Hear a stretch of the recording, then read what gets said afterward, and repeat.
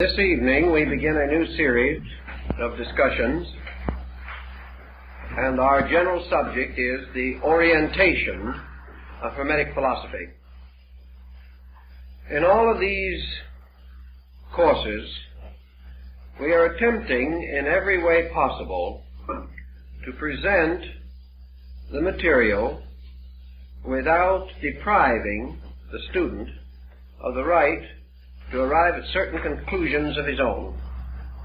In other words, where certain reasonable doubts exist, where conflict or contradiction is present, we will say so, in order that we shall at least have solid ground as far as we can go. And in the case of the Hermetic philosophy, we cannot go as far as we wish that we could. In the first place, the entire origin of this field of thought is utterly obscure. All that we have is a group of definitely conflicting reports. But out of the conflict itself, and out of the very circumstances which surround the times and conditions associated with the beginning of the school, we gain some very useful and practical insight. So we will try to sketch the field first historically. It is generally assumed that the only material that we have relating to the general subject of Hermetic philosophy originates in the writings of the ante-Nicene father, Clement of Alexandria. Clement Alexandrinus includes in his work a considerable discussion of a system of Egyptian ritualistic, symbolical, magical metaphysics, which was prevalent at his time. And he wrote with the perspective of the late 1st and early 2nd century A.D.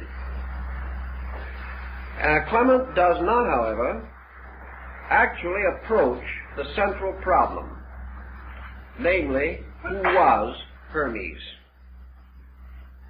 Thus we have to seek in other directions, not nearly as factual or as comprehensive. The standard texts of the present time do not have any general knowledge of how what is called the corpus hermeticum came into existence.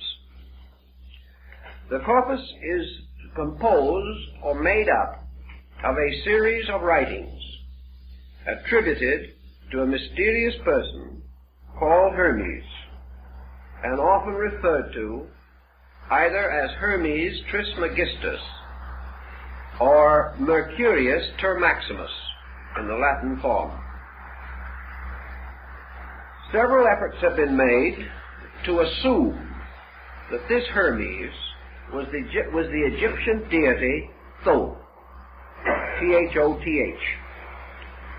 long associated with the concept of wisdom, and considered by many to have become intermixed with the Greek Hermes, particularly during the period of the Grecian pharaohs of Egypt.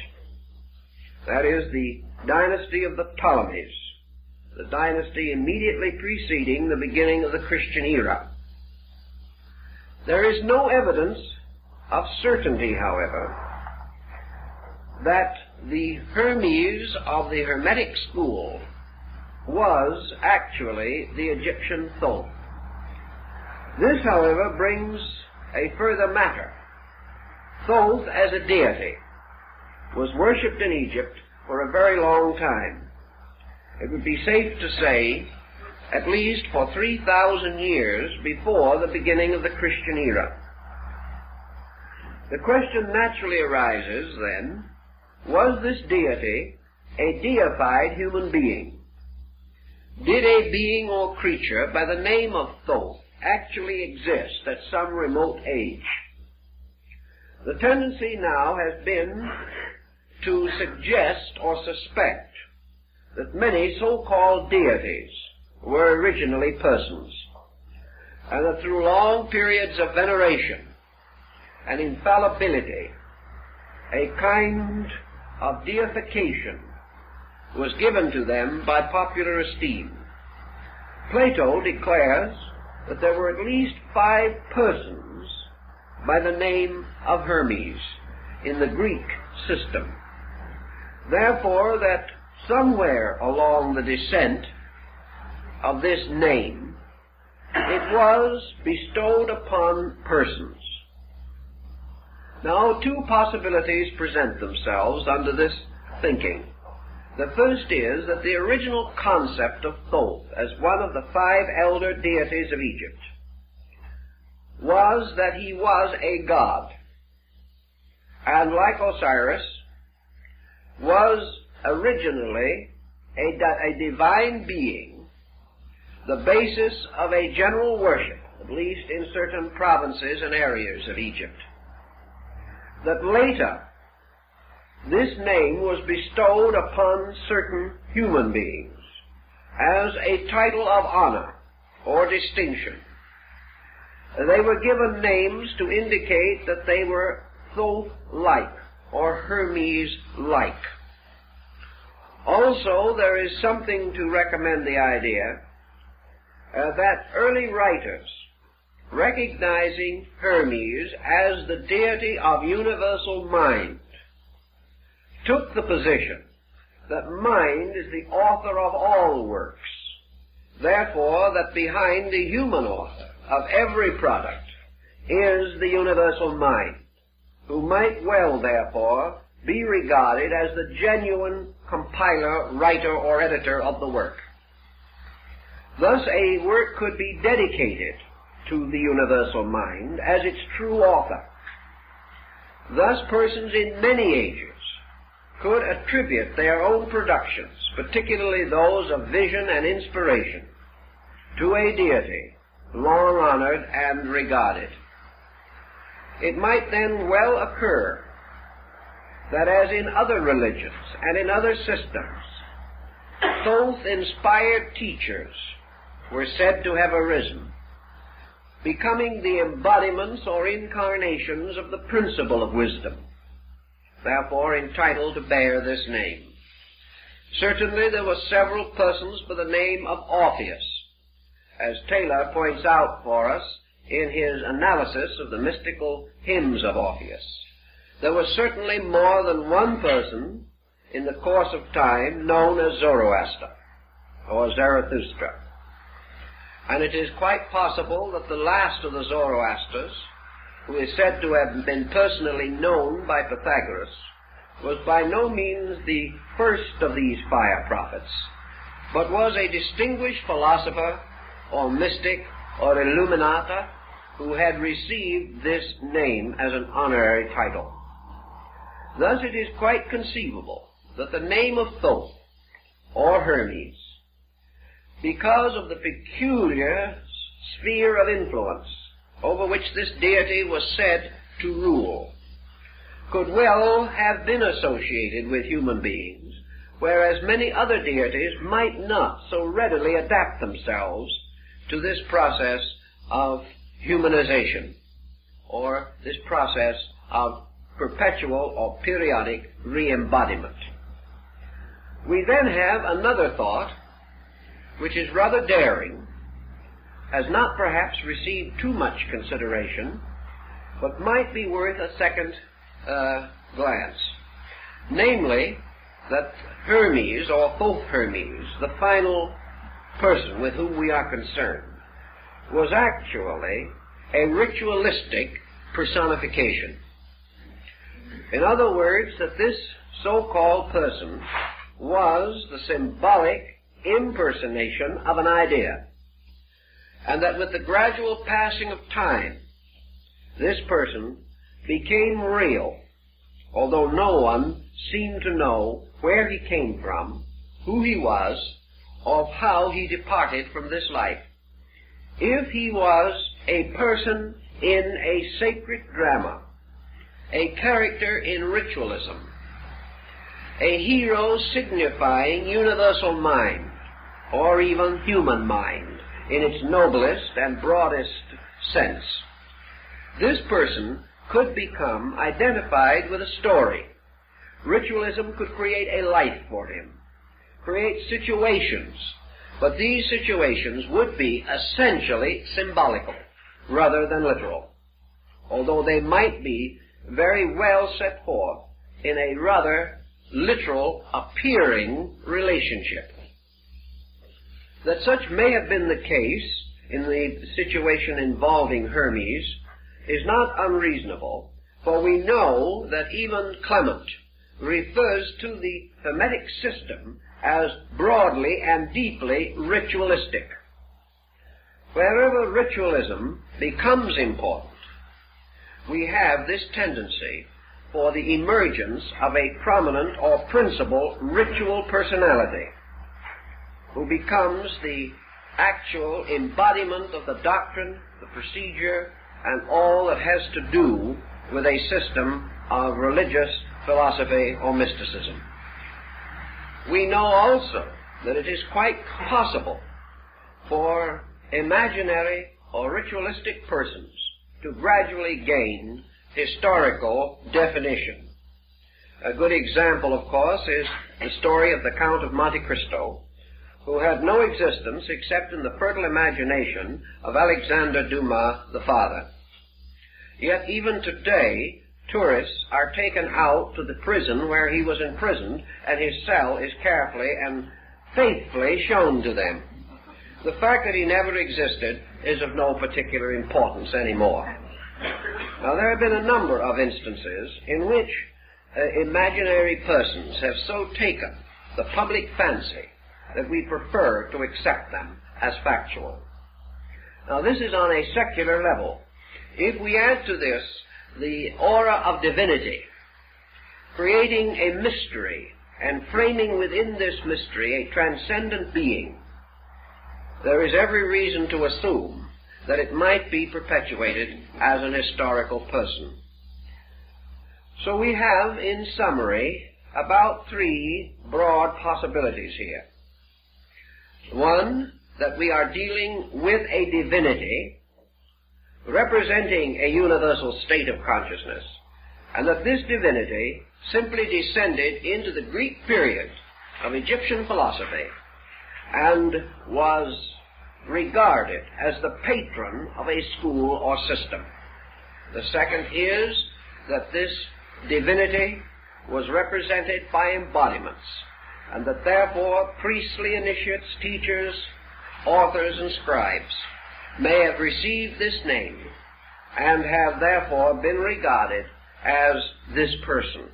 And the third, that he is a ritual figure, as we will find in many other religions and philosophical systems. With this situation, as broadly expressed as we can, we then come to the intricate problem of dating the Hermetic philosophy. Nearly always we must date a subject, particularly an unknown work, by context, by a study of the structure, by a study of the internal ideas presented. It is nice to assume that ideas can be born out of time, or that they can appear full-born and full-grown like Minerva from the head of Zeus. But actually this is very rarely, if ever, the case. Every idea of man is set into a framework of time and place. The average person, and even the average highly informed person, cannot be totally unhistorical. He cannot have attitudes that are totally unknown to the world in which he lives, nor can he develop an idiom or a form of expressing himself that is completely outside of the language structure of his own time. Thus, through idiom, through structure, and through various colloquialisms, forms in grammar, and other instruments, it is nearly always possible to historically establish a work within a very few years. An example of this, of course, a good example, is the early Rosicrucian manifestos. The Famuf and Confessio Fraternitatis and the Chemical Marriage of Christian Rosenkreutz, these books are supposed to have been written much earlier than their date of publication. Actually, however, by studying them, we discover that no matter when they were written or how they were written, they could not have been written before the rise of Martin Luther, because there are certain ideas incorporated into them in certain patterns which did not exist or were not known before that date. Thus, the earlier dating must be regarded as largely mythological. Now, in the study of the Hermetic writings, as they are preserved for us, we are in the presence of certain elements or factors that cannot be denied.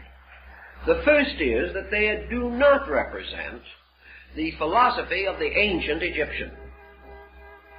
They are not a bona fide perpetuation of the ancient Ammonistic doctrine of the principal Egyptian systems. They are not grounded or set in the Osirian cycle or the great restoration of Egyptian religion, nor can we clearly find them oriented into the temporary reforms of Akhenaten. That these teachings are not classical Egyptian, we must finally accept, because our gradually increasing knowledge of Egyptian literature and a number of recent discoveries on the dramatic and ritualistic and mystical writings of the Egyptians, apart from their funereal texts, all these prove conclusively that the Thoth of ancient Egypt is not actually the Thoth Hermes of the Hermetic philosophy. We must come down to a more recent time in order to find the inspiration behind Hermeticism as we know it. There is every reason to assume from the text and the study that the works could not have been written earlier than the time of the rise of the golden age of Greek philosophy. Therefore, that the writings could not, in their surviving structure, be earlier than the 3rd or 4th century BC. Also, there are other elements involved. Elements coming from the eastern side, indicating strong Oriental influence. And this Oriental influence is of a type which could not be any earlier than the golden period of Grecian thought, the so-called Age of Pericles.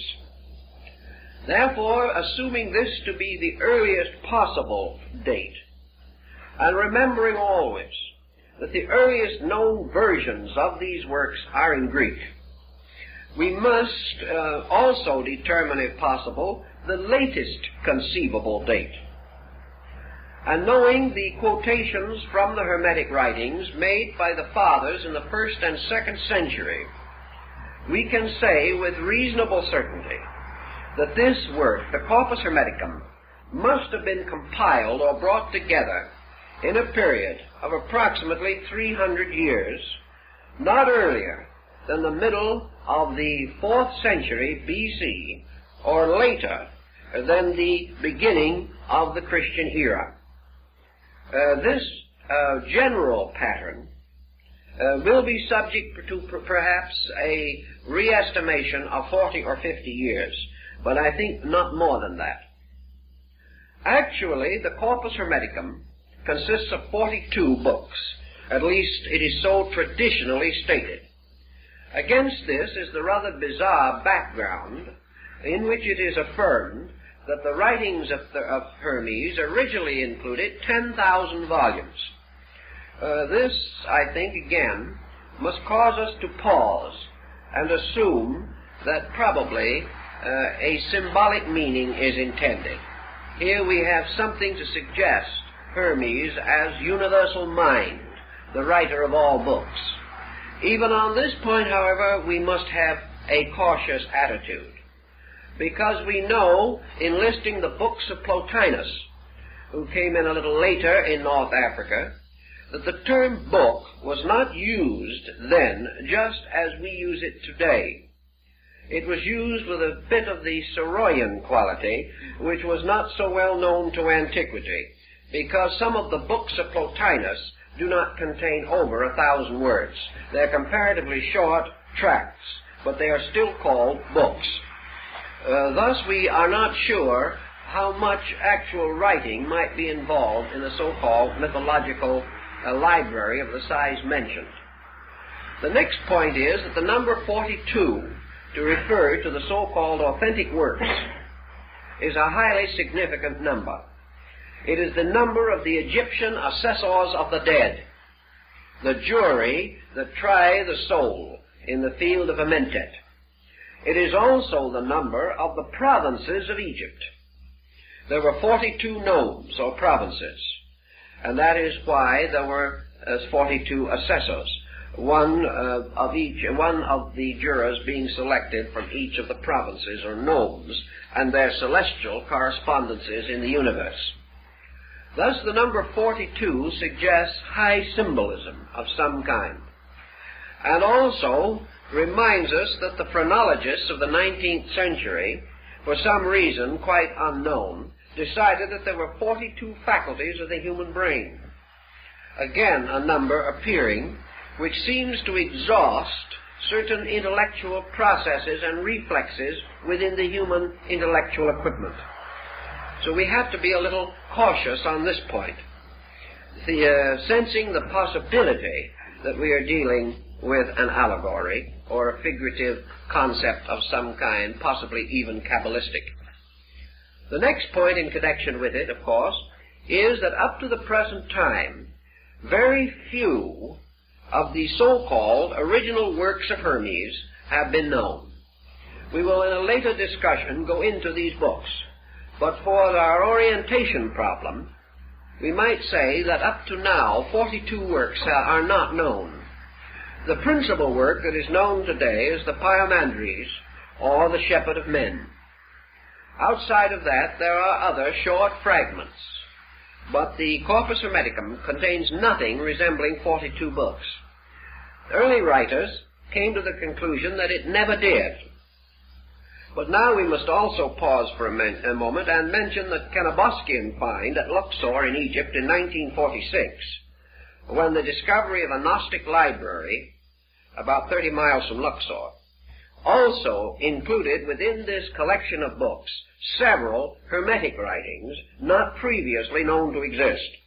This opens the door for the speculation that it is possible that 42 works did exist at one time, that there was a reason for this selection, that it was not entirely arbitrary, or if it was arbitrary, it was a division set up within a group of writing in order to indicate some important sequence or symbolism involved in the work itself. Today, the term Hermetic is perhaps more loosely used than any other in the field of philosophy. We may say that after about the 2nd or 3rd century A.D., this term became gradually the synonym of secret. Anything that was completely sealed, completely hidden, completely locked, was regarded as hermetically contained in some way, and we still use the term to signify a sealed vessel or retort.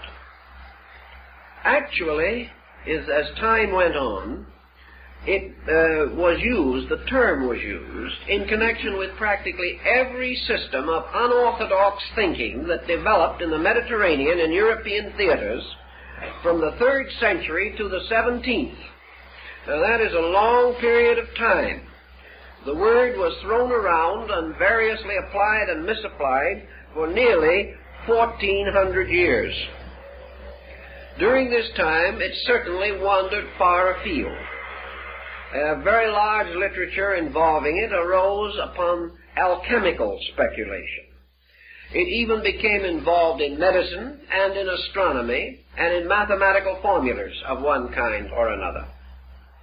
It came in general to represent practically the whole body of a secret or profound learning, particularly such learning as related to causes or to principles not immediately otherwise obvious or available. From this we must come to the conclusion that today it is exceedingly difficult to differentiate between the layers and overlayers of speculation which have developed around this theme. If we study the period most involved in the rise of Hermetic philosophy, say the period from the 3rd century BC down through and into the 1st century AD, this period certainly stands out as a period of extraordinary mental activity. It also stands out as the beginning of the rise of sectarianism as it had never previously been known. And we must pause for a moment to analyze this because I think it is important to us. Our ancient forebears in the North Africa Mediterranean theater usually had their own local religions. They had the religions of their provinces and of their cities and communities. Usually the city or community faith was based upon that of the larger geographical area involved. When a nation conquered another nation, it conquered the gods along with mortals, and brought its own religion which superseded that of the people that had been conquered. Thus there was very little actual change of faiths due to sectarianism. People were not inclined to say, I prefer to worship this way, and you can worship that way if it pleases you. You worshipped according to the land in which you lived. And if anything happened and your land changed proprietors, then it was assumed that if your gods were not strong enough to preserve the country that they governed, then it was a good idea to change your gods and join up with the conquerors, and at least be on the right side of the situation. And as changes in the religions of peoples were very slow, and most reformations were of slight general importance, I think we can say that up to the beginning of this critical period, there was almost no concept of what the Shakespearean plays refer to as a misbeliever, an individual with a wrong religion. The only way you had a wrong religion was to be in the wrong place, or to fail to change when some other religion took over your country. There were not minority faiths and majority faiths, such as we know today, nor were there the 500 jarring sects referred to by Omar. These things simply had no existence. There was practically no tendency of anyone to say to another man, your faith is wrong, or your gods are unreal, or anything of that nature. That attitude was foreign to antiquity. Wherever the deities were strong enough to protect you, you worshipped them. And generally, the so-called state religion concept prevailed. And if you were within the state, you held to its faith. If you traveled from another country, temporarily as a merchant or someone of that nature, and you came within the area of a deity different from your own, it was assumed that there would be a certain fraternization among the gods also. Your belief was held with respect, but it was very unlikely that you would be able to convert anyone to it in the new area. You were there as a guest. Your God was there as a guest of the local deities, and everybody expected everybody to take a nice attitude about the whole thing. All of a sudden this changed, and changed in an extraordinary way. There gradually developed, in an incredibly short time, considering the motions of these days, a difference of attitude involving the total rejection of certain ideas as false and superstitious, the imposing of an entirely new group of ideas, and the division of peoples into schismatic groups, bitterly antagonistic to each other, and frequently ready to persecute and martyr the members of other faiths. This was a new and different situation. It arose with the changing of certain patterns, and we still are not too sure of what caused these patterns to change. But individuals living quietly within the atmosphere of their local gods did not change without cause. And this cause was not revelational. This cause was historical, social, and political. It had to be, because it had to strike into the lives of many persons of different minds and in different localities, in whose lives and thoughts such ideas had not previously existed to a degree that there is any historical record of them. Something happened, and we must begin to try to find out what did happen. One of the things that probably contributed very strongly to this situation was the rise of the Roman Empire. The Romans were the first great colonizing people of our knowledge. Also, they were the outstanding exponents of a way of life based upon commerce, exchange, and economic procedures. The Roman actually carried his religious philosophy more lightly than any other recorded ancient people. To him, religion was secondary to business. Of course, it's quite incredible that such should be the case, and we can hardly imagine it, although we're in exactly the same spot today. The Roman had his religious services, and he had his prayers, but he was perhaps the first man to pray for the inconvenience of his competitors. He very definitely invited the gods to work a hardship on anyone he didn't like. He also was perhaps among the first to pray for profit and for these material concerns which were comparatively secondary in the religious life of ancient peoples.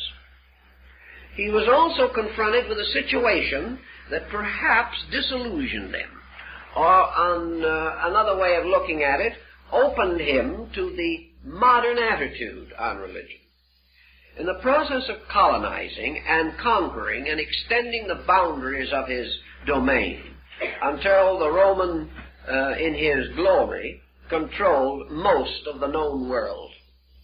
In this procedure, it was necessary for him to absorb, govern, direct, and integrate into the great pattern of the Roman political structure more than 100 different peoples. These peoples, each with their own religions. This was the first time that these various religions had been subjected to the domination of a comparatively unreligious people. Here we have an interesting situation, because we can no longer assume that the gods of Rome simply won the battle. The Romans took much more faith in their phalanx and in their trained military power and in their machines of war than they did in divine intercession. The peoples conquered did not find it, therefore, possible to simply worship the gods of Rome. Even the Romans could not tell them how to do so. Other than state festivals and certain broad concepts, the Romans had no religious substitute for the type of spiritual value which existed among the peoples that were conquered. At no time, for example, did the Roman have a religious philosophy as deep as that of the British Druids, although he conquered Britain. He never had a religion or philosophy as great, noble, or profound as the philosophies and religions of Greece. Yet he became temporal master of Greece. Step by step, therefore, the world was bound together without benefit of the gods. Now the Roman was enough of a businessman to realize something that even we do not fully recognize as we try to gather around some such place of compromise and arbitration as the United Nations Council chamber. The Roman realized that he could not profitably destroy the religions of all the peoples he conquered. He realized that to do so would be to destroy the social structure of the world. He therefore controlled the religion, but did not attempt to destroy it. And in the height of the empire, Rome, in its great edicts, declared universal religious tolerance. And at the time of the great Roman Forum, which was really the common ground of the empire, temples to many deities of many races and of many nations stood side by side with complete immunity from persecution. The Roman did not care what you worshipped, as long as you paid your taxes and kept out of treasonable activity. He did not care what your religion was, as long as you did not attempt to discredit the economic, political, military, or social power of the Roman state.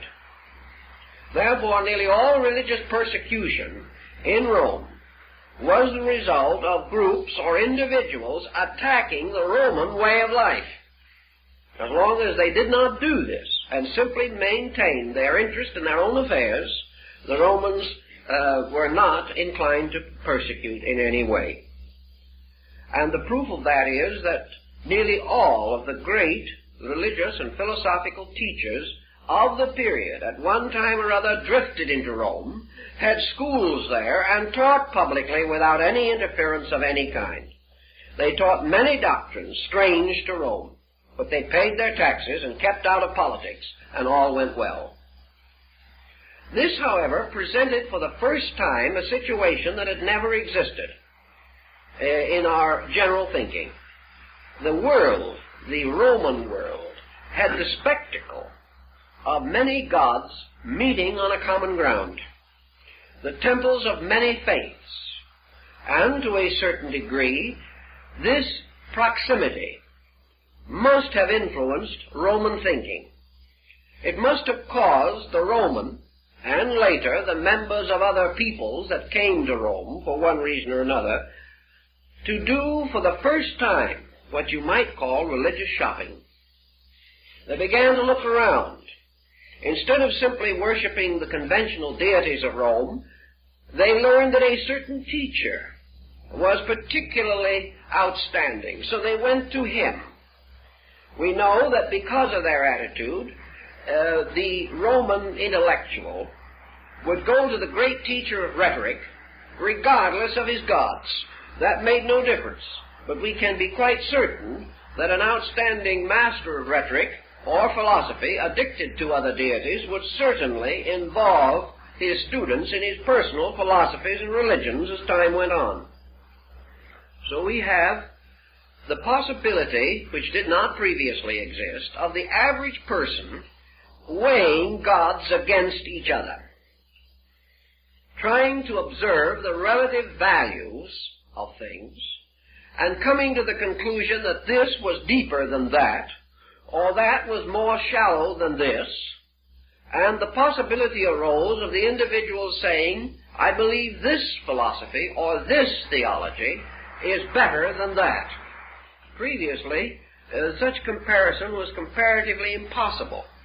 This arose also in the building of Roman philosophy. And when we study the works of the principal Roman philosophers, as Marcus Aurelius Antoninus, the Emperor Julianus, and Cicero, and several of the other outstanding men of the time, we know that they were all eclectic philosophers. That is, they showed definitely that each one of them had trotted from one temple to another, and had gained something every time he stopped. And out of this religious circumambulation of the forum, he had come to a new kind of philosophy, with a bit of Egyptian, a bit of Greek, a bit of Persian, and perhaps a few vestiges of old Roman lore, and a kindly thought for the Druids, or the Mithraic teachings which became the principal religion of the Roman legions.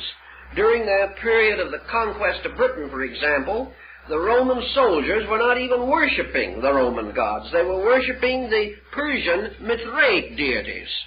The image of Mithras slaying the ox was the principal symbol, and the Roman soldiers left it in England by a little stream, and because of this statue it was later called Oxford, and there the great University of Oxford was built, being built upon a monument, or in relation to a monument of a Persian god placed there by Orthodox Roman legionnaires. Now you begin to see that we're in what might be termed a polyglot situation. Rome made possible, in fact made inevitable, that discriminating persons who previously probably had never visited far from their own lands were now able, within Rome itself, or in Alexandria under Roman control, or in Athens under Roman control, or in Antioch under Roman control, or Ephesus, all of these great polyglot centers being then Romanized politically, that they could go to these centers, or living in them, could enjoy extraordinary educational and cultural opportunities. That in any one of these cities a dozen great teachers might be flourishing together, not as in Greece, divided by their arts and sciences primarily, but now divided in the total religion, philosophy, and idealism which dominated their systems. There is no doubt that without such a situation, Gnosticism, a polyglot belief, could not have come into existence.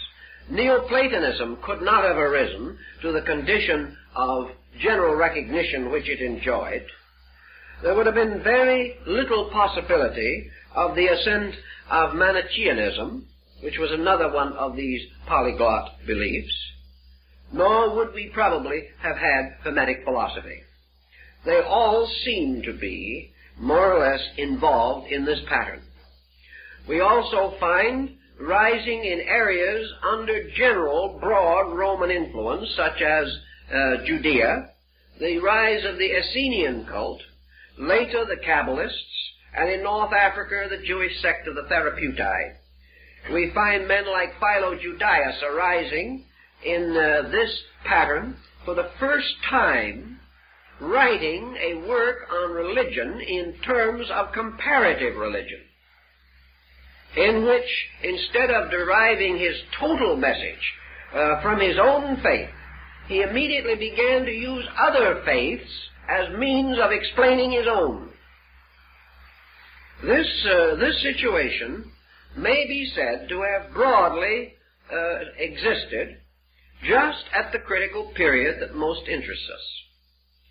Nor can we overlook the fact that Christianity rose at precisely the same time, and that Christianity, as a structural faith, bore witness within itself again of a highly complicated intellectual, moral, aesthetic background, a background in which from the very beginning Christianity stood out against, for instance, the background of Orthodox Judaism. Here we have a faith emerging by a strenuous reform. Here we find this faith spreading almost like wildfire, extending through a highly conditioned society. Had Egypt, with its old gods, had its old impregnable position, had the ancient deities of Greece been firmly and completely dominant, and had the Latinized Greek gods of Rome had the strength and domination and complete authority that they had in the times of Numa, or even in the period of the first Caesars, we could not have imagined any polyglot or heterodox faith spreading through these areas without an immediate reaction that would have almost exterminated it. Instead of that, we find it reaching people who are already inquiring who are already a little uncertain, who are already disillusioned in something.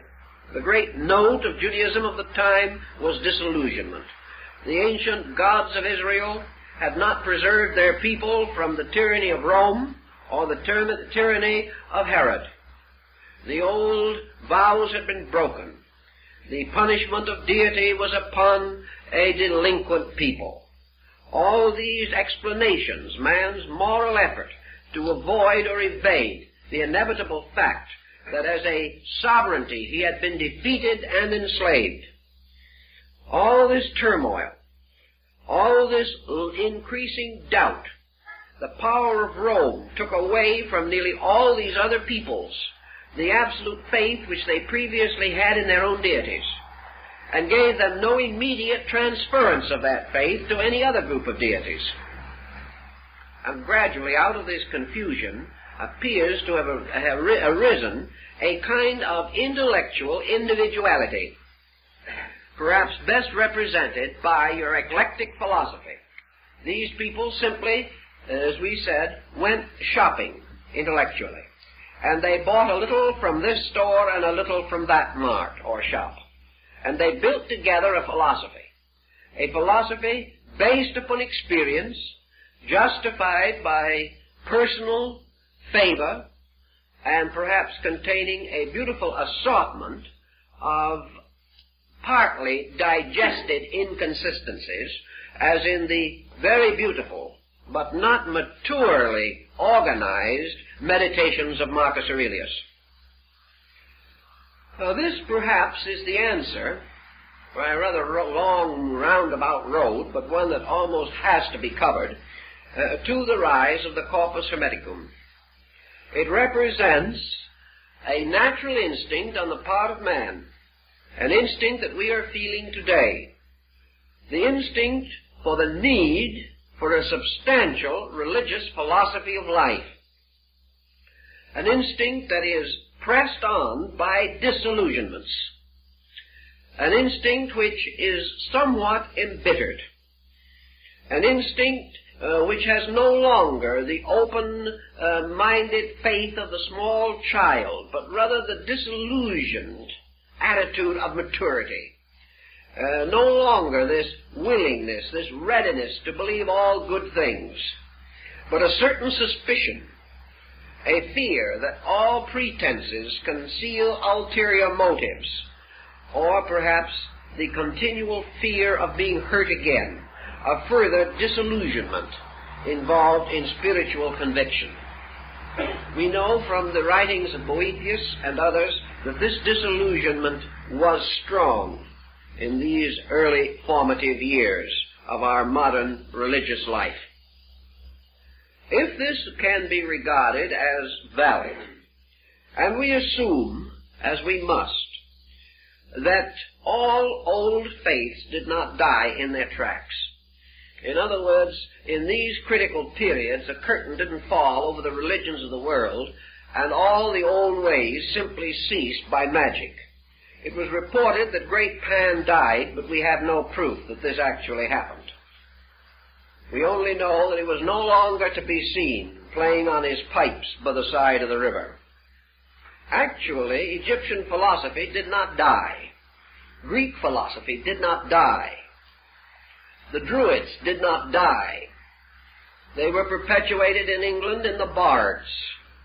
They were perpetuated in all the later mythology and lore, such as the Arthurian cycle and the legend of Taliesin. All the old ways lived on, but they lived on with certain modifications and changes. And in many instances, they flowed together to form new combinations which lived, and the original patterns were no longer entirely distinguishable. We know, for example, that before the end of the 6th century, Egyptian philosophy in Egypt was virtually dead. By that time, Moslemism was beginning to come in, and in a short time the land of the pharaohs would no longer be Egypt. It would be an Arabic state in which perhaps only a few of the old Copt Christians held any real link to the past. Therefore, if Egyptian religion survived at all in Egypt, it survived in Coptic Christianity. And we have reasons to know that this is quite essentially true, for there is much evidence of the survival of Egyptian religion in the Greek Orthodox, the Russian Orthodox, and the Armenian Orthodox churches. So things disappeared into patterns and came out again much later. And because after this decline of the Roman Empire came the Dark Ages, with almost complete illiteracy, a great deal that was carried across this long dark interval was born with half memory. People did not even know anymore where it came from. They had forgotten, and did forget, in the course of 400 or 500 years, the entire cycle of descent. Little by little, the symbolism was moved into new patterns and imposed upon new doctrines until the original situation was comparatively forgotten. Today, if you go through a great cathedral or study the various parts and elements of Christian ritualism, you will find hundreds of relics, fragments, survivals of much older pre-Christian beliefs. But the average Christian believer does not even know this. Therefore, it is quite likely that he did not know it 1,000 years ago, even as well as he does not know it today. I finally made a sentence out of that, didn't I? Anyway, out of the polyglot of Greek, Egyptian, some Syrian, possibly some Hindu, and other Asiatic faiths, we seem to find 2 or 3 important groups emerge. One of these groups was most certainly the Hermetic. It is also interesting to observe that the early church fathers, the ante-Nicene fathers, ante now meaning before, not against, before the Council of Nicaea, the ante-Nicene fathers accepted out of the past 2 so-called pagan teachers with almost universal respect. A little later they added a third. The first 2 that they accepted were Plato and Hermes. And the third, who became popular a little later, but retained his popularity beyond either of the others, was Aristotle. And by the rise of medieval Christianity, Aristotle was held in just about as high a regard as any of the prophets or patriarchs. Christianity became Aristotelian, whereas in the early part of it, it was essentially Platonic. But that these church fathers in the 1st, 2nd, and 3rd centuries should not have resented either Plato or Hermes is itself an interesting point. It means that they recognized in these systems certain truths or certain realities which could not be denied, or which were so stated that they could be Christianized to the benefit of the new faith. What then was the basic point upon which so much of this depended? And apparently, this basic point in both cases was the definition of deity. The Gnostics had an entirely different definition of deity, so they were almost completely rejected. The Neoplatonists, with their peculiar mystical approach, also found little favor. But the Platonists and the Hermetists found a very strong favor because of their approach to deity as a purely monotheistic being. Therefore, we must say that Hermetic philosophy introduces strongly, sometime slightly before or at about the period of the Christian era, a totally monotheistic concept of God. Now, this is interesting because it has been called a pantheistic monotheism. Not a polytheistic, but a pantheistic. In other words, the one deity of Hermes and of Plato was a deity within creation, not a deity outside of, or brooding over creation. The attitude of Hermes is the same as the attitude of St. Paul, the God in whom or in which, and we are told that probably the original of the New Testament statement was also in which we live and move and have our being. Thus the deity of Hermes was an all-enclosing spiritual principle, and this essentially is also the Logos of Plato. Thus the belief in one God seems to have endeared these two schools to the early rising Christianity, and to have caused the Christian church, particularly in the period of its great apologists, the same air received all offerings, and men beginning to look around observed that the offerings were usually similar. They then went on a little further, and they discovered that the same number of deities were in the different sanctuaries, and that the deities of similar definition had similar appearance and attributes. And we must not assume for a moment that antiquity was essentially stupid. These individuals observing these things could only come to one possible conclusion, namely, that there were strong similarities, even identities, between these faiths. And after all, they had had 1,200 or more years to catch up with the idea that the Egyptian pharaoh Akhenaten had already expressed, namely that there never had been but one God, and that all men worshipped him under different names. The Romans and other peoples under their dominion had the opportunity to see this worshipping under many names. And out of this came perhaps the idea that the basic reconciliation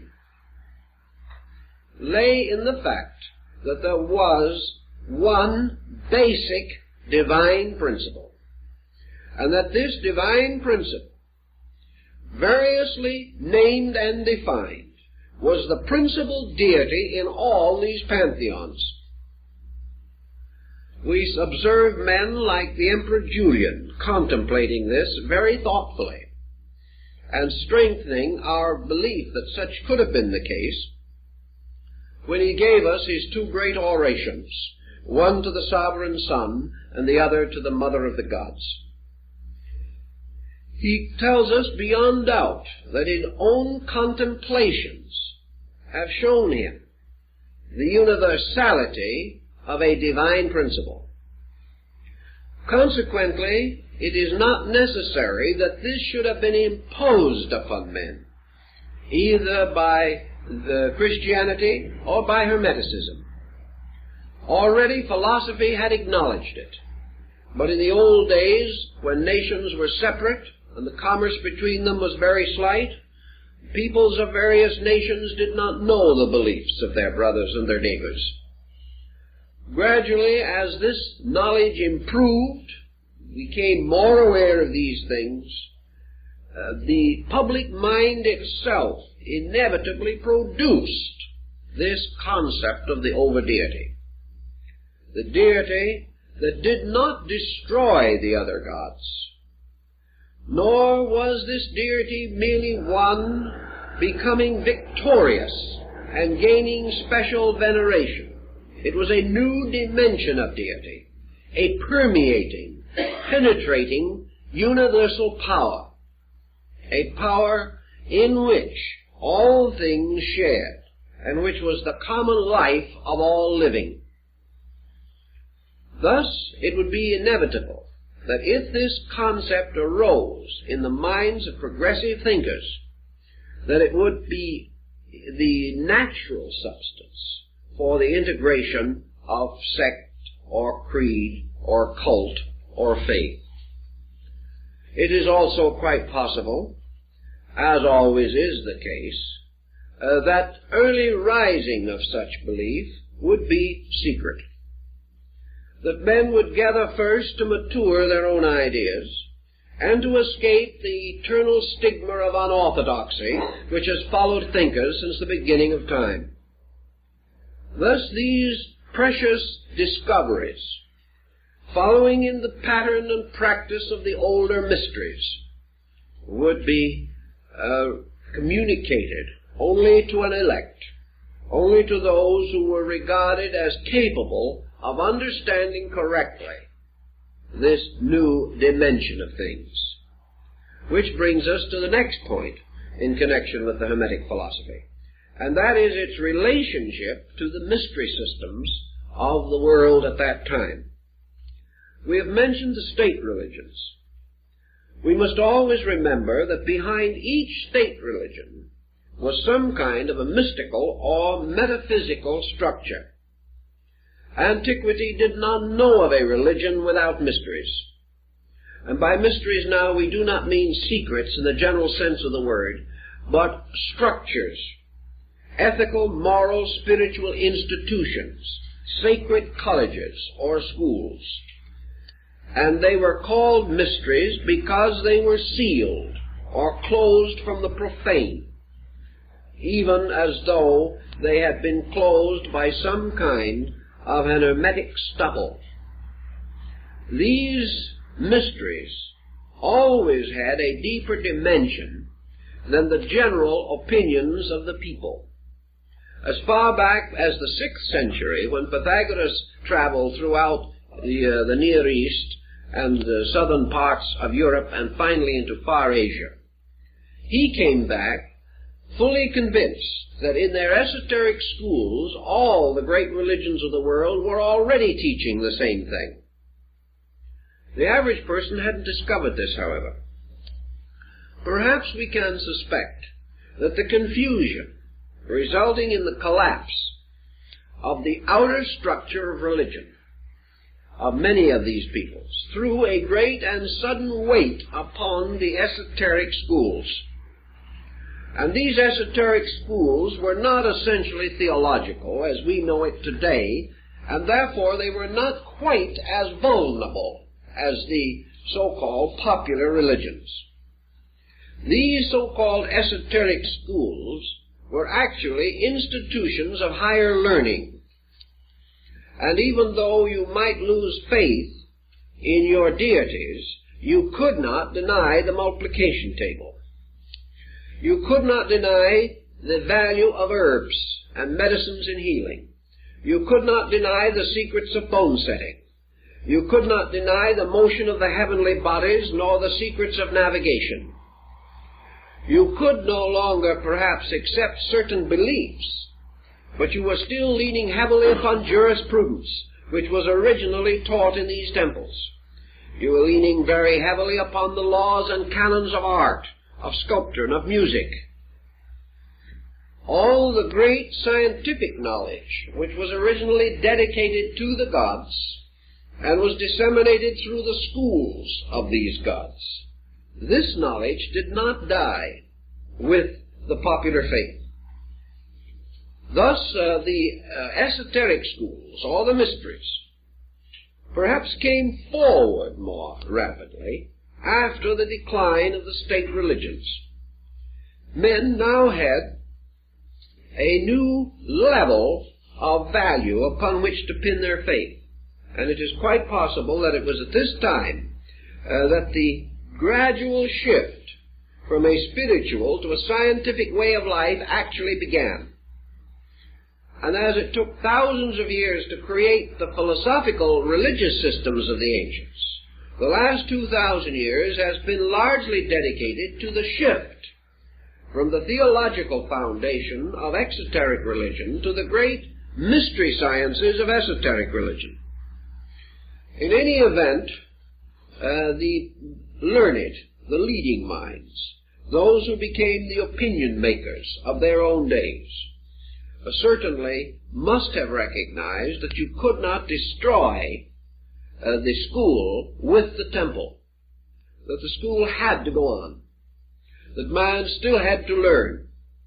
The increasing dignity of the school is expressed in Neoplatonism, Gnosticism, and Hermetic philosophy, and to a degree in the Essene and Therapeutae doctrines, certainly in the Kabbalism of the early Jewish mystics rising from Rabbi Akiva who belongs to this same critical period and is just about as difficult to orient as any of the others.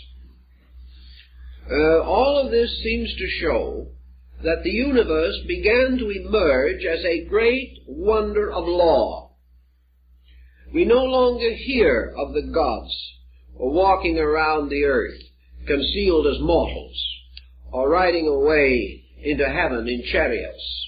We no longer see winged immortals flying in space. We hear no more of nymphs and hamadryads. These things vanish. Instead of that, we begin to hear of the teachers, the great illuminators, those who came with extraordinary knowledge, those who made possible the advancement of arts and sciences, and those who gradually transformed the beliefs of men into a kind of moral philosophy or ethical system, a system based almost entirely upon the philosophic premise of adjustment to disillusionment. Philosophy is actually man's reconciliation with the inevitable. And in that we see it emerging. We see it coming more and more into the foreground.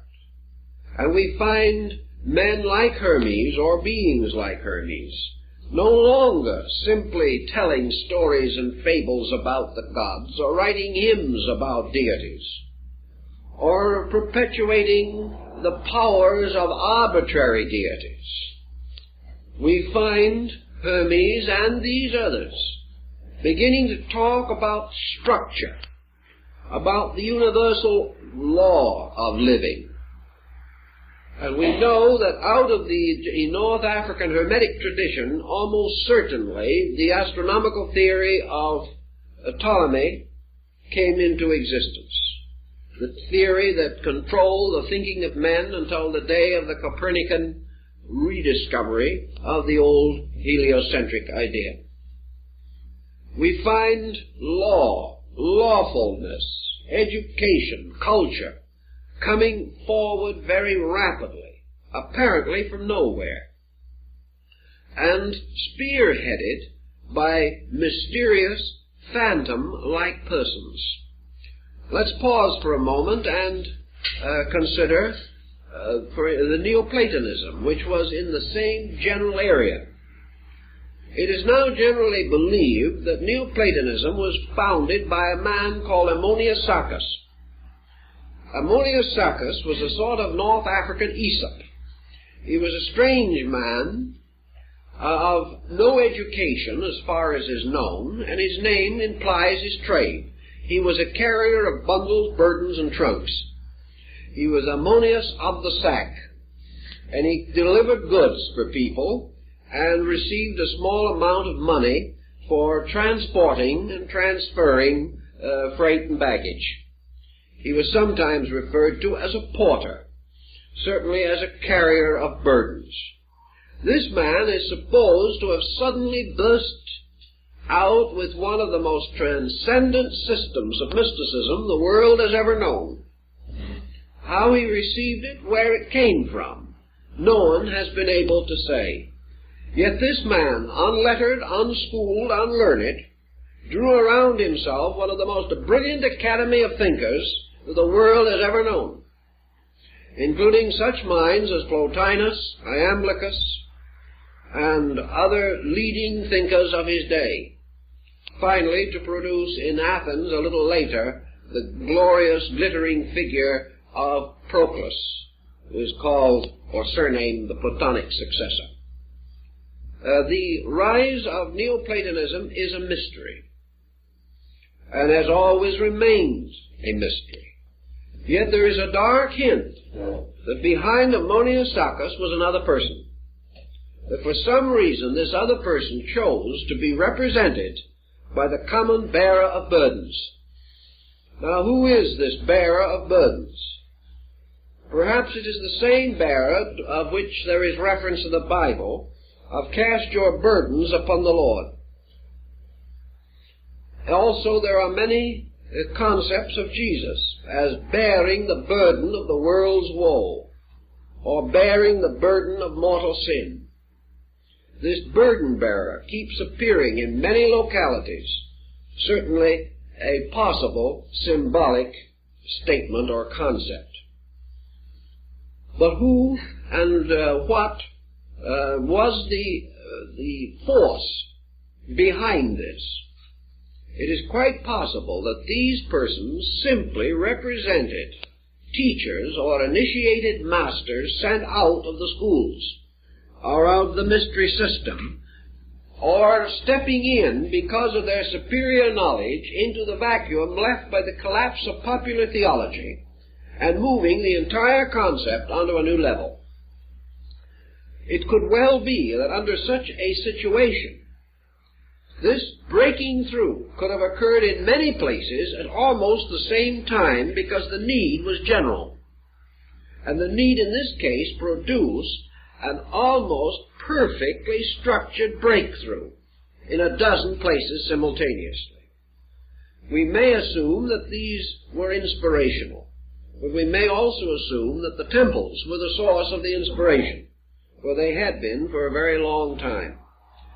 Furthermore, as soon as this breakthrough occurred, as soon as the world in general began to think scientifically, philosophically, cosmologically, and to begin to use the instrument of symbolism with a certain intuitive apperception, the moment this breakthrough took place, the mystery schools vanished. And from that time in the Western world we heard no more of them, until a very much later date, hundreds of years later, when we find the rising of Christian mysticism in Europe. But probably 1,000 years passed, and the great institutions of Eleusis and Samothrace, the ritualistic temples of Memphis and Luxor, Karnak, the great temples of Egypt, particularly Memphis of the White Walls, all these disappeared. We find, for example, that with the rise of Christian mysticism in Syria, the Essenes disappeared, and no one has the slightest knowledge of what happened to them. They vanished. The moment the breakthrough took place, the old schools that had been the custodians of the lore and had only accepted candidates under oath and obligation, the schools vanished. The one possible solution to this is that once the arcana, or the secret of the schools, the knowledge which they had so long religiously guarded, became public, their own existence ceased. Because you cannot maintain a secret that is out, nor can you initiate people to gain a special knowledge which they can gain without it. The level that these schools represented then moved into society to become an objective, recognized system. In the hundreds of years that followed, we have the building upon these foundations, because this revelation of laws was a pretty tremendous thing, and it brought out foundations that could not be immediately exhausted, nor fully built upon. It has taken centuries to build upon these foundations, even as far as we have today. And without the knowledge of the Greeks and Egyptians of 2,500 years ago, modern man would never have advanced his knowledge of electronic or atomic energy, because he is actually making his calculations with the instruments that were given to him by the Greeks, Egyptians, and Arabs. Thus, from the emerging of these things, we begin to see why, out of the ruin of a theology which had failed due to the wars that had destroyed men's faith in the ancient gods, there arose a new object or a new instrument of faith. Faith in wisdom. Faith in essential value. And this wisdom gradually became synonymous with God. Deity was no longer the Olympian despot. Deity was now the extraordinarily wise Father, the old learned one. Deity was moving gradually into the relationship of the mentor, of the great teacher. And in the speculations upon this subject, it was not difficult to imagine that this universal mind, this power that was behind the whole great institution of learning, should suddenly blaze forth as the most convincing concept of deity that there was. So God became no longer a symbol of power, but a symbol of wisdom. This was something that actually the Greeks did not have. The Greeks had deity as an object of veneration. And in the Mithraic hymns, the Orphic hymns, we find a great adoration for deity. But the Olympian gods were a rather frivolous lot as a whole. They had some rather strange and inconsistent practices and were not entirely admirable, as even Socrates pointed out. There were some scandals among the immortals that were better not mentioned even by the Greeks. Some of these scandals, rather well whitewashed, have descended to us in Bullfinch's mythology of the Greeks and Romans. Whatever scandals, however, were whitewashed by the Greeks were revealed in their full splendor by the Romans. And it was not the state religion. It was the great school of philosophers rebelling against it. Not rebelling against the gods, but rebelling against the literal acceptance of doctrines which they held to have mystical or secret meaning that made possible the rise of Pythagoras and Plato. Because it was the duty of these men to refine and improve and deepen and broaden the concept of religion, that men should realize that these fables were actually stories of secrets and wonders that could only be fully understood by those who had been initiated into the sacred colleges and rites. And that then in these schools the keys were given by means of which these fables were unlocked in all their internal splendor, and man could begin to appreciate the greatness of the things which he had once regarded as frivolous. This remedying of an obvious defect resulting from man outgrowing his own infancy, the great philosophers strenuously attempted to achieve, and they did to a great degree. Gradually the world caught up with them, and these philosophical systems that were once for the few became increasingly significant to the many. Now, this tremendous rise of intellectual rebellion against limitation brought also with it a certain inevitable reaction.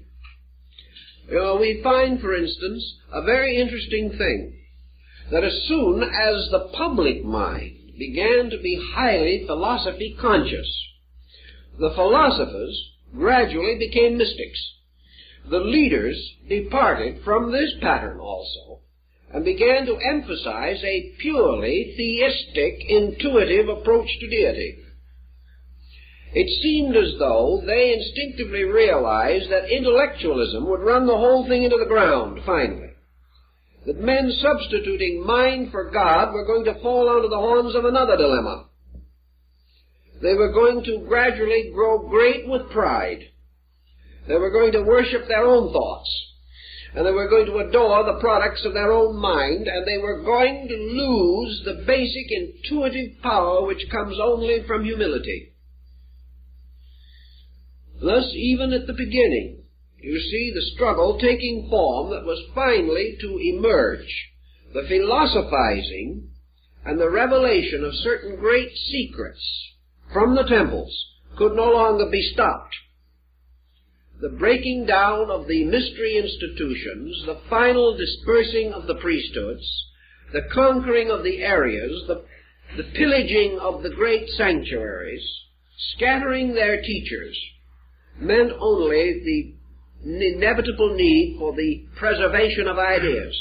And the only way to preserve them was to throw them into the very public mind from which they had once been protected. Because only then could the common man be the keeper of the mystery. Otherwise it would have died with that generation. But no sooner had this occurred then it became obvious that a great danger was also presenting itself. And this probably was the one great surviving, preserving factor that threw a number of these early important leaders into the Christian camp. Here was an important control or directive against the rising of the wisdom principle to the point of mental arrogance. Here was humility. Here was a simple doctrine of human relationships. Here was a simple teaching of the brotherhood of man and the fatherhood of God, and do good. Serve, love, have faith, and practice the virtues. This coming into conflict with the revelation of exact knowledge seemingly occurs in pattern, in the mingling of the wisdom of the old mystery systems with the emotional, mystical content which was so present in human nature. And these mingling produced the heresies.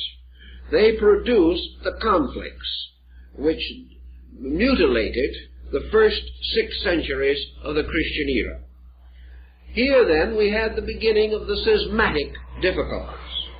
We had the wisdom principle and the love or emotion principle drawing apart, trying to build a bridge, each attempting to absorb the other, each determined to preserve itself against absorption, and finally, in many instances, parting as foes, and each going its own way, deprived of the most valuable of all factors, that which would have been reconciliation, the bringing of these things together, so that we could have had an enlightened love, and we could have had a truly spiritualized, human, idealized wisdom. The dividing of these two groups has never been completely overcome. But the mind, being by nature a dominant and inquisitive instrument, has continued to dominate, and has continued to lead man into intellectual segregation ever since that time, until today mind dominates practically every attitude and action of the human being. Our Hermetic problem, then, seems to deal with the breakthrough in North Africa of certain secret instructions. We know that the priests of Amun-Ra, those who wrote the rituals of the dead, those who gave the ancient Egyptian Amunism, and later the Osirian religious cult, those who swung their censers before the altars of the great old gods, these priests, with their chants, their rituals, their rites, and their ceremonies, were not the builders of the pyramid. The builders of the pyramid were mathematicians, masters of geometry, deeply versed in astronomy, possessors of exact sciences. These exact sciences, therefore, moved behind the surface of Egyptian religion. And Dr. Preston pointed out that he told me one day that he was convinced that the Egyptian hieroglyphics have at least 2 different methods of being read. One being a sacerdotal language, a language of priestly process, and the other in some way related to the mystery systems. Dr. Preston was convinced that behind the surface of Egyptian religion was this great wisdom cult, the cult that produced Imhotep, the father of medicine, the cult which made possible the building of these great monuments, and also the gradual regulation of the laws of Egypt, until Egypt became probably one of the most magnificently integrated cultures in the history of antiquity. These things were practical achievements, achievements that could only have arisen from adequate knowledge. The people did not possess that knowledge. The Egyptian lived and died without it. The rulers of Egypt, although initiated into the priesthood, did not always possess it. Actually, it was held by a group, an organization, a secret body of persons. And this secret body perpetuated itself by rites and ceremonies, as described by Plutarch in his Mysteries of Isis and Osiris. This breaking through in Egypt seems to have given us the basic principles of Hermetic philosophy, because these principles deal with certain things, the true nature of deity. The true nature of deity, here interpreted as the eternal mind, which brings all things into existence by the power of thought. Thus, Thoth, thought, Hermes, Mercury, gives us the concept of a world that exists in the divine mind, a projection and manifestation of the eternal thinker. And he tells us that the world is the non-eternal thought of that eternal thinker, that all things are supported on the warp and woof of thought, Thoth, for our word thought comes from his name. This being, therefore, which is the creating power, creates by will, creates by the exercise of secret attributes. This deity is not a highly glorified Louis XVI. This deity is not the Zeus of ancient Greece, nor the Jupiter of the Latins. This is a mystery God, a God without form, of which all things are the form, a God without dimensions or proportions, but containing all dimensions and proportions within its own nature, a God of 7 powers, which are 7 arts and sciences, and a God ruling by the inevitable motion of its own being, and this motion absolute law. When we begin to see this, we begin to see that we are escaping from most of the type of thinking that wrecked antiquity. We are moving forward into something, and we do not know how it was concealed as long as it was, but that it appeared spontaneously in many areas, and that it is intimated by men like Pythagoras and Plato, who were initiates, to have existed, intimated by Apuleius and Plutarch, to have existed, referred to arcanely by Cicero and Seneca, known to the Emperor Julian as the result of his own initiation at Ephesus, and appearing again in the apocalyptical writings of the New Testament. These factors, breaking through, seem to tell us, beyond any reasonable doubt, that this structure of the Corpus Hermeticum was the beginning of, or one of the beginnings, of the effort to build a complete scientific philosophical foundation under the collapsing religions of antiquity. That this information had been previously perfected, and that the outstanding examples of this perfection would be found in the great architectural and legal documents of antiquity, such as the Code of Hammurabi, probably the earliest and one of the most enlightened of all legal codes, that it is to be found concealed in various ways in the proportions and dimensions of ancient buildings, that it roots in mathematics, that it roots in subjects so ancient that we cannot even trace their beginnings, that there was also a consistent integrated concept of the solar system, of the universe, of space, of time, of energy, and all of these things, which certainly form no part of the decadent ceremonials of the old later Roman priesthood, whose principal concerns were to be sure that they had the right cap on and that they were wearing the red slippers without which they could not perform their sacred duties. And when asked why they wore the red slippers, the answer seemed to be because their forefathers had sacrificed animals and stood with their feet in the blood. These things became a kind of orthodoxy, but behind it always was this other greater thing.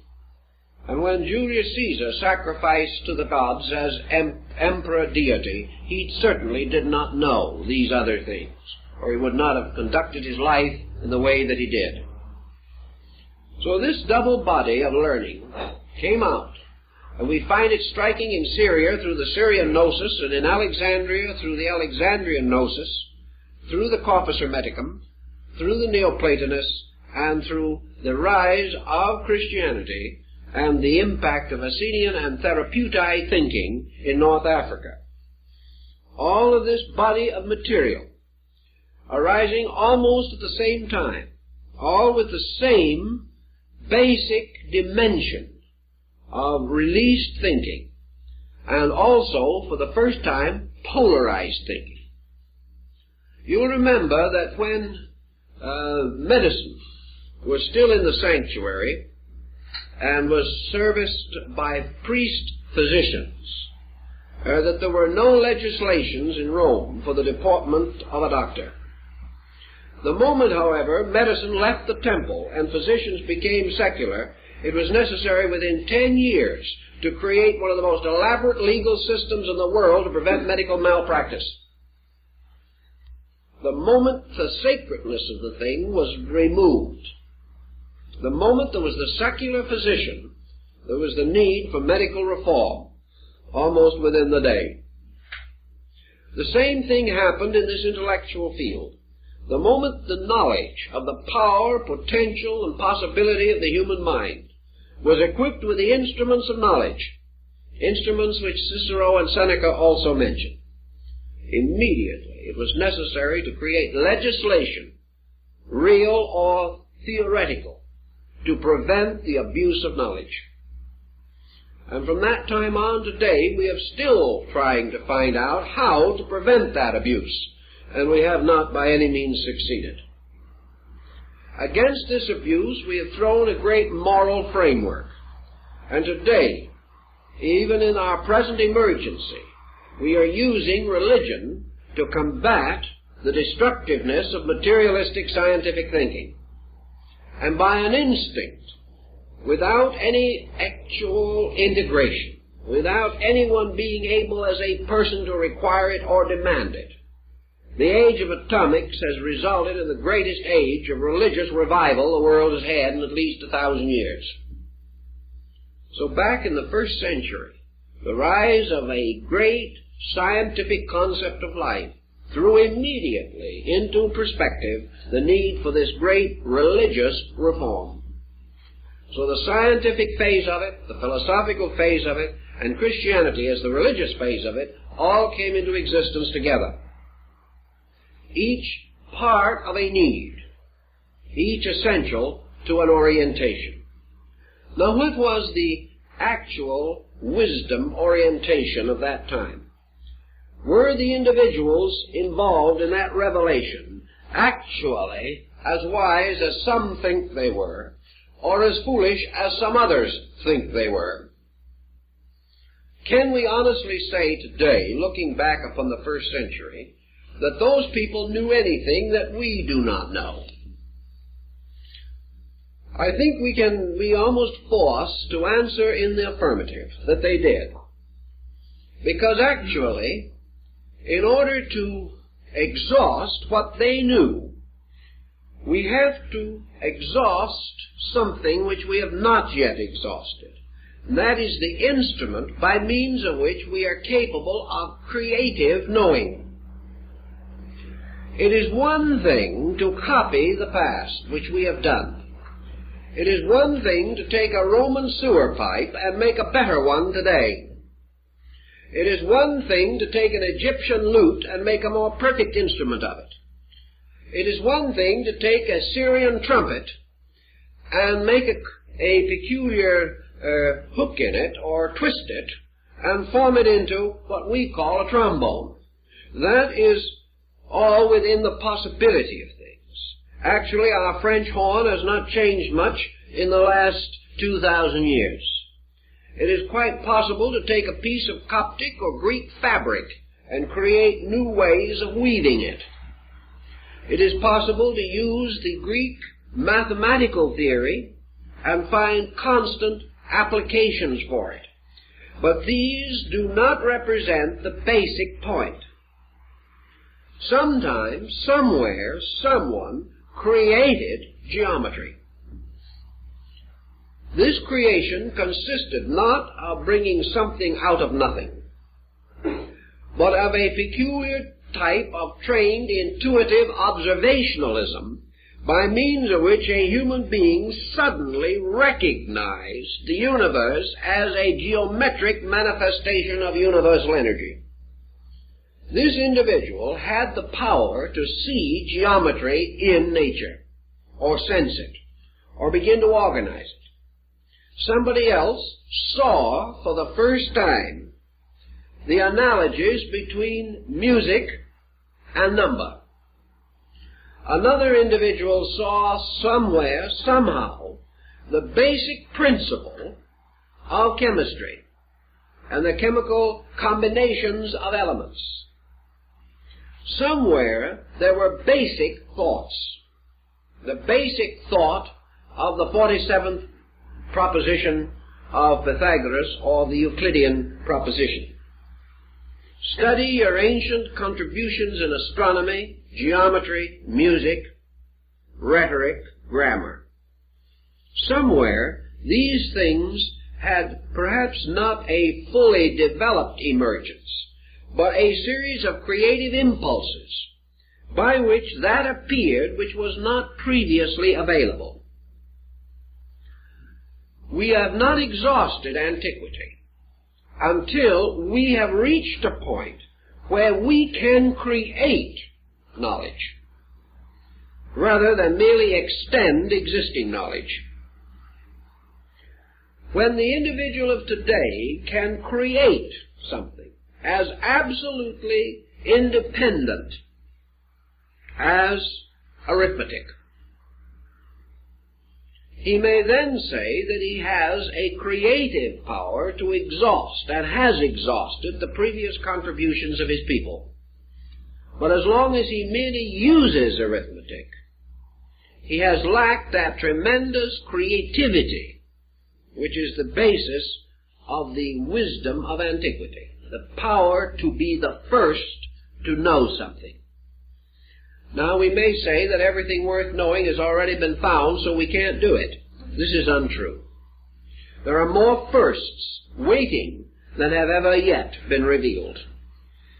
But as long as we are content to use rather than to create, we have lost one dimension of thinking.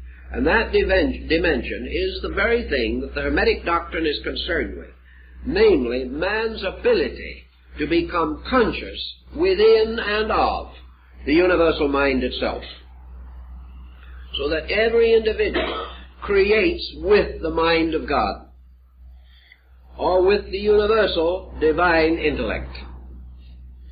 Thus, the end of all knowing, according to the Hermetic system, is that men will not think about God or think of God, but think with God. And this statement still poses one of the most difficult situations with which the average individual can intellectually be confronted, because we cannot even understand fully what this implication actually is. But we do know that at a time less blessed than our own, when the opportunities for knowledge were much less than ours, when the instruments of available learning were far more deficient than ours, men had the creativity which established all of our great instruments of knowledge. Therefore, that this creativity lay within consciousness itself, was not acquired but was innate, and that the solution to all things lies in the innate solutional power of the universal mind in man. Now, that someone 2,000 years ago should have sounded this is important, and it is easy to see why this idea could not die, why it had to continue to exercise an influence. And it is also possible to estimate from this why this orientation could have been involved in the corpus hermeticum. The idea of this one consciousness, the author of all knowledge, this one mind, the substance of all good, and of course with it all the vision of the way in which man, through the development of the special and particular faculties of his own consciousness, might in some way and in due time attain to identity with this mind. We will learn a little later that such is the burden of the divine Paramanda, or the shepherd of men. And we know that it is the burden of that department of the Neoplatonic thinking which is called the theurgical part, namely, theurgy, the magic of fulfillment, the magic of doing, the magic not of listening nor learning, but the strange power to be one with truth. So back even in that day, men dreamed of the possibility of bringing their own consciousness in rapport with the universal consciousness. And the secret books of Hermes and the mysteries of the Hermetic doctrine were in one way or another concealed in this, or were concerned with it. Thus, the moment we apply this key to alchemy, we change the entire perspective of these chemists. The transmutation of ignorance, the transmutation of not knowing into the state of pure enlightenment. The creation of the universal medicine, truth itself, which alone can heal all the sickness of ignorance wherever it is distributed. And the principal primary contribution of the Hermetic philosophy was that such a truth elixir was possible. That it was not the vain speculation of deluded persons. That it was not a hope beyond possibility, but that truth substantially was attainable. Perhaps not immediately, perhaps not totally, but that the motion toward truth was the motion toward solution of every problem, internal and external, as far as problem could beset man, or any of his attributes. Thus the Hermetic arts consisted of the arts of human regeneration. There is everything to indicate that they were influenced by Buddhism. Buddhism with its noble path of renunciation. It is quite possible that the Hermetic philosophy was influenced by the earlier systems of Eastern mysticism that resulted in Yoga and Vedanta. It is quite possible and almost certain that this system was also influenced by the part of the old Sanhedrin, the great Sanhedrin of the Jews, which dealt with the mystery of the Merkava, or the chariot of righteousness, by means of which the prophet is transported to heaven without death. This chariot of righteousness, this chariot of Ezekiel, being the symbol of illumination, or the spiritual ecstasy by which man is moved from one world to another. Hermes himself describes this experience, or the writer of the Hermetic doctrine creates a person and causes that person to be the personification of the truth seeker, receiving into himself the experience peculiar to those who through dedication have become worthy of the truth. Thus in the Paimanda and in other Hermetic fragments, universal mind or consciousness becomes the teacher, instructing the disciple in the attainment of the great end of learning, which is the Hermetic marriage, or the Hermetic union, the union of the mortal and the immortal in an indissoluble bond of amity. In these thinkings, then, we have the grounds for many mystical speculations that were to come at later date.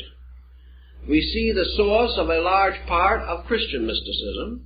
We begin to see why the more illumined church fathers must have recognized the same essential doctrine that they themselves were seeking to cultivate. They must also have realized that the experience of deity is the end of all spiritual quest.